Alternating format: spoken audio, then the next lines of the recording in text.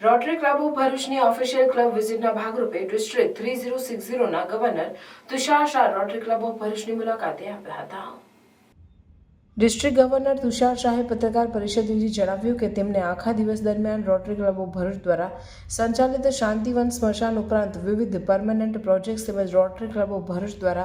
કરવામાં આવતા વિવિધ સર્વિસ પ્રોજેક્ટ્સની મુલાકાત લીધી હતી. ડિસ્ટ્રિક્ટ 3060 દ્વારા શિક્ષણ, મેડિકલ, પર્યાવરણ જેવા અનેક ક્ષેત્રમાં કરવામાં આવતા સેવાકીય કાર્યો તેમજ જનજાગૃતિ માટે કરવામાં આવતા વિવિધ કાર્યક્રમોની માહિતી લીધી હતી અને આવનાર સમયમાં સમાજ ઉપયોગી કાર્યો રોટરી ક્લબ નિરંતર કરતું રહેશે તેવી બાંહેધરી આપી હતી. ભરૂચ જિલ્લાની ટ્રાફિકની વધતી જતી સમસ્યા અને ઐતિહાસિક સ્મારકોની જાળવણી માટે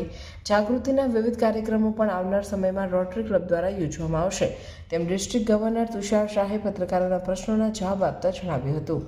કાર્યક્રમમાં રોટરી ક્લબ ઓફ ભરૂચના પ્રમુખ Rachana Poddar, secretary Rahul Mehta, project chairman CA Bhavesh Hariyani સહિતના અન્ય રોટેરિયન્સ ઉપસ્થિત રહ્યા હતા. રોટરી ક્લબ ઓફ ભરૂચ અમારી સંસ્થા અનેક સામાજિક કાર્યો અને એના સાથે સંકળાયેલી છે. તો આજે અમને એવો અવસર મળ્યો છે કે અમે એમનું માર્ગદર્શન અને પ્રોત્સાહન અમને મળી રહે. આજે અમે એમને અમુક અમારા પ્રોજેક્ટની વિઝિટ કરાવી અને સરથી હવે એક્સપેક્ટ કરીએ છીએ કે સર અમને એના વિશે કંઈક અમને પ્રોત્સાહન આપે અને